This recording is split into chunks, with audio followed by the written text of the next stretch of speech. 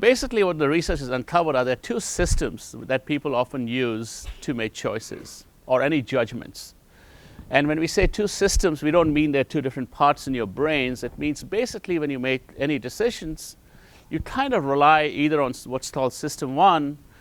System one is when you make, well, if you read Malcolm Gladwell, like blink, you're sort of deciding, I like it, I don't like it, I want it, I don't want it very quickly. It's fast, it's intuitive, it's automatic, it's spontaneous, it's affective. And so that's how a lot of the decisions you make. If you think about your decisions, choices when you go to a supermarket, most of you will recognize that falls under system one, very quick decisions. Then of course we all have a system two. So it's like system two says, no, don't rush it. Need to consider the pros and cons. You need to make trade-offs. You need to get more information and before you make a choice. So any choices that we make is a combination of system one and system two. System one provides you some, hey, you need to buy this X, and system two might tell you, hey, let's look at the price, let's look at my other options, what do I do? System two puts in more effort, puts in more time, looks at more information, but it's not necessarily more rational. When I say it's not more rational, what does that mean?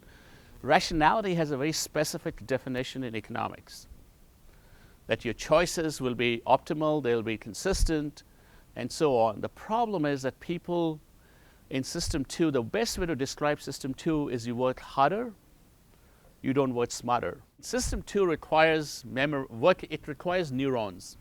It requires me to consciously consider stuff.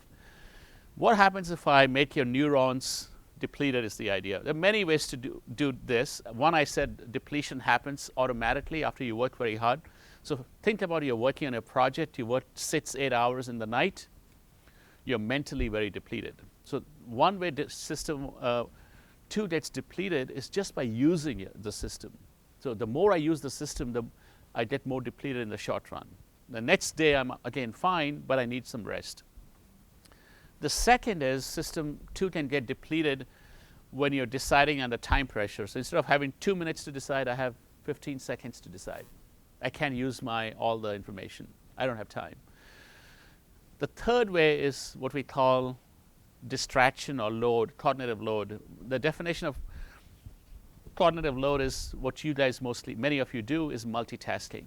Self-control is much lower when your mind is busy, when your mind is occupied with something else. If 10 in the morning I pass you cookies, most of you who don't want to resist eating cookies will resist it. If I pass the cookies at 6 p.m. after you've worked the whole day, 80% of you will grab one, right? Our self-control reduces, and shopping requires self-control. You decide, I don't need, most things you go end up buying we don't need. And so if you don't have self-control, you're more likely to buy things. So a lot of these choices we make, we think we know we are able to make the right choices, but we are not, because of our mind.